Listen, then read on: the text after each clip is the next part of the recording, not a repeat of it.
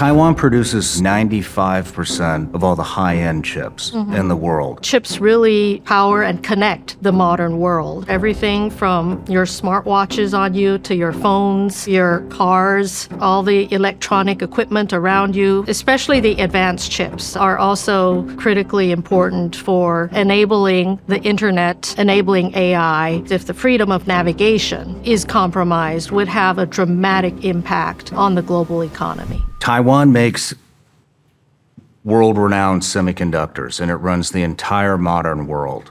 And I would just like to get your perspective on how Taiwan was able to do that. Well, in the technology sector, and specifically on the chips, it took us decades to build this particular capability.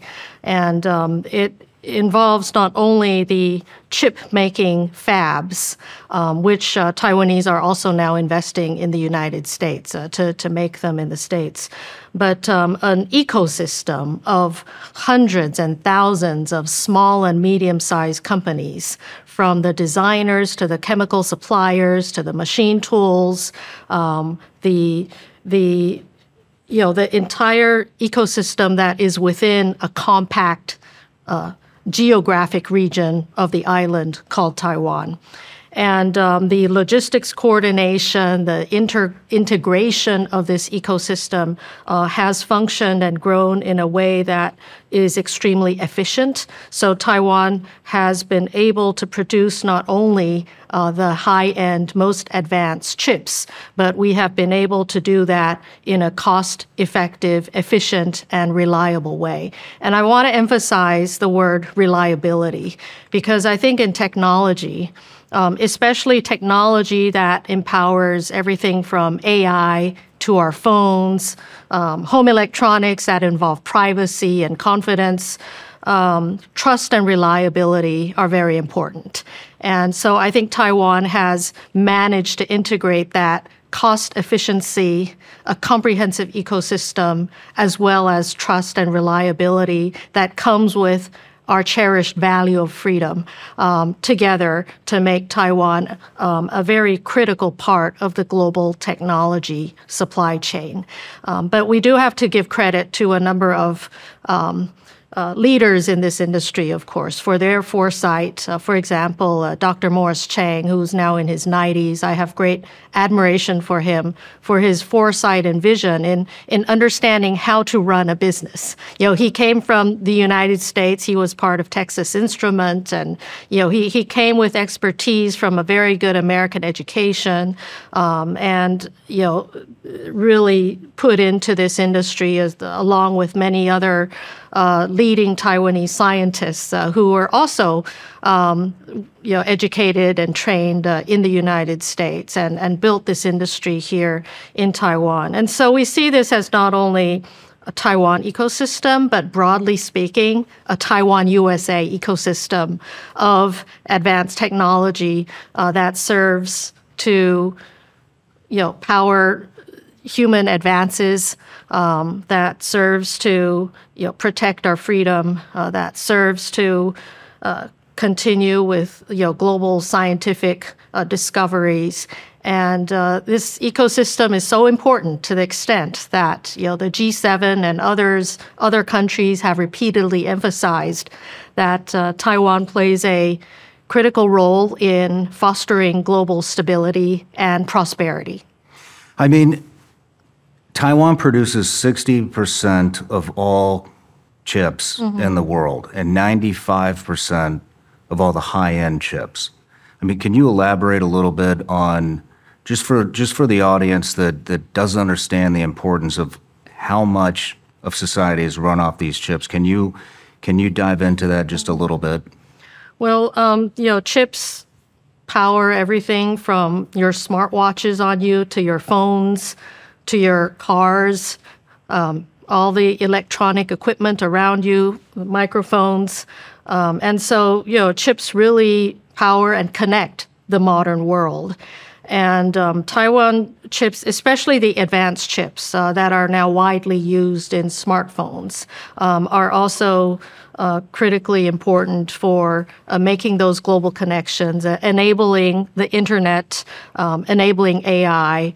And we will continue to contribute in a way that helps to advance technology. And a lot of defense tech as well. Oh, for sure, yes.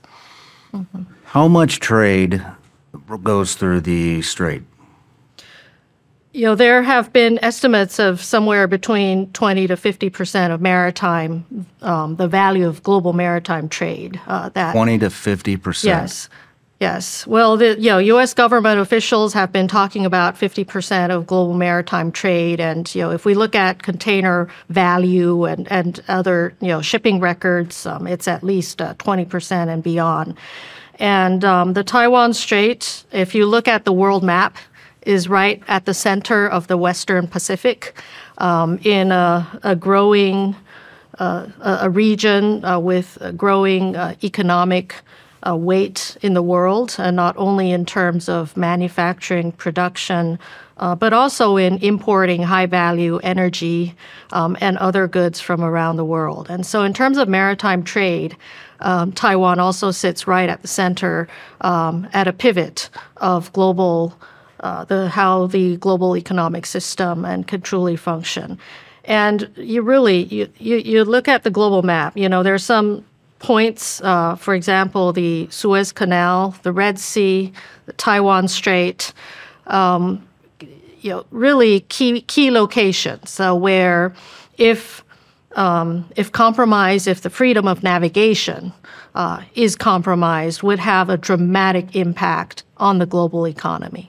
I mean, I have $2.5 trillion in trade running through the strait.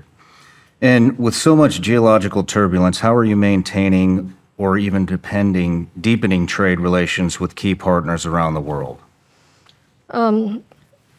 We are indeed in a very complicated geopolitical environment, and we seek, to balance that concern and anxiety about geopolitics with a continuing confidence that supports good business and investments.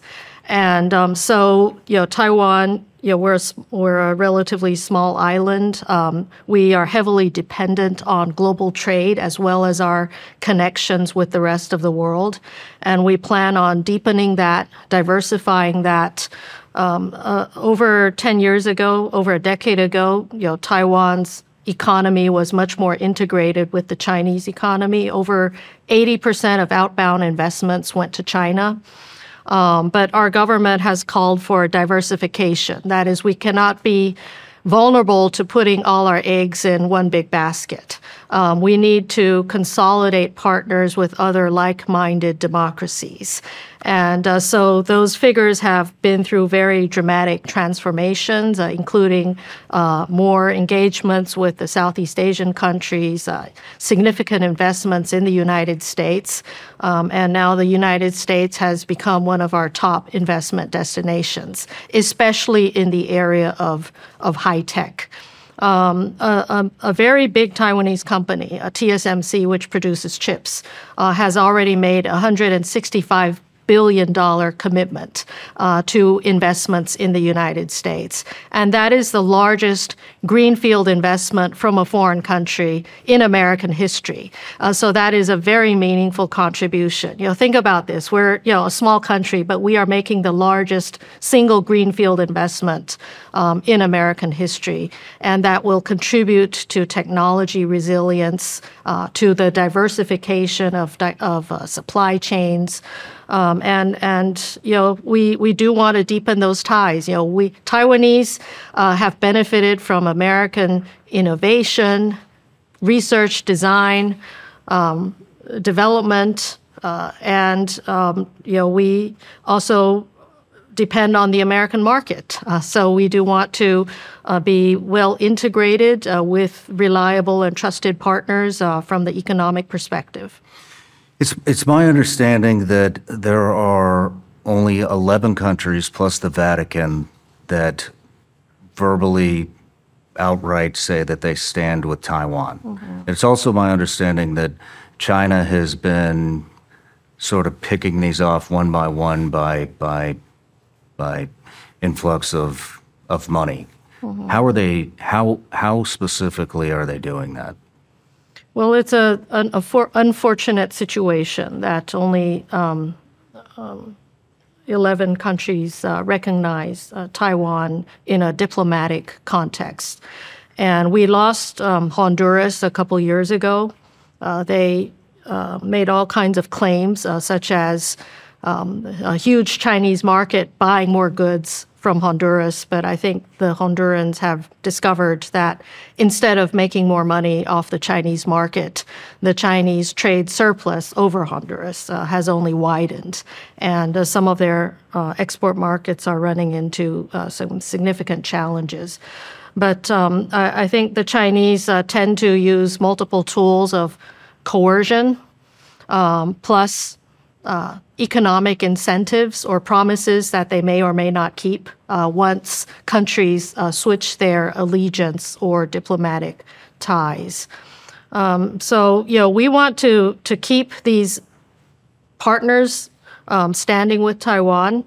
In the Americas, in Latin America, our sole partner is Paraguay. In Central America, it's Guatemala, Belize, and a few Caribbean islands who still recognize and stand with Taiwan. And we want to work with them on economic partnerships, on public health, on empowering small, medium-sized enterprises, on continuing growth. But we also count on the United States and others to also stand with our friends and our partners.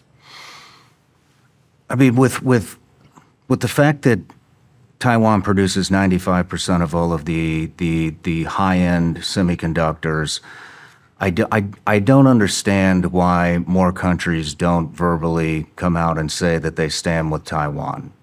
I mean, the repercussions, if China were to invade and take those chip factories, would be detrimental to the entire world. And so what will it take to get more countries to verbally come out and say that they stand with Taiwan? Well, besides those who have diplomatic ties with Taiwan, a larger number of countries, most of them democratic and freedom-loving countries, have come out to support Taiwan's meaningful participation in international organizations. They have also highlighted the importance of peace and stability in the Taiwan Strait. The United States, for example, we don't have formal diplomatic ties. However, through the Taiwan Relations Act, the U.S. continues to help Taiwan fortify our ability to defend ourselves, including through the sale of defense articles and other initiatives supported by the National Defense Authorization Act. And other countries around the world, especially in our own neighborhood, the Japanese, the Filipinos, for example, are also facing a heightened degree of coercion from the People's Republic of China.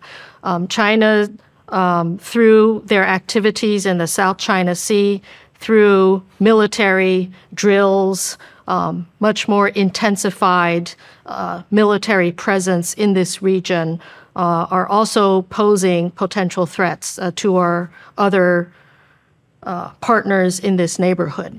Now, the Chinese military presence has gone as far as Australia and close to New Zealand in the Tasman Sea. And, their intentions obviously do not stop with Taiwan. And so I think it's all the more important that there is a greater degree of understanding this, but also in working together to fortify our defenses. We in Taiwan believe in sustaining peace through strength. We are all peace-loving people. We certainly do not want to see conflict. We will do everything we can to prevent a war or conflict from happening. But Taiwan alone will not be enough to deter the aggression. And we do need to work to further establish partnerships that will support the deterrence against a conflict. No matter where you're watching Shawn Ryan Show from, if you get anything out of this, please like, comment, subscribe, and most importantly, share this everywhere you possibly can. And if you're feeling extra generous, please leave us a review on Apple and Spotify podcasts.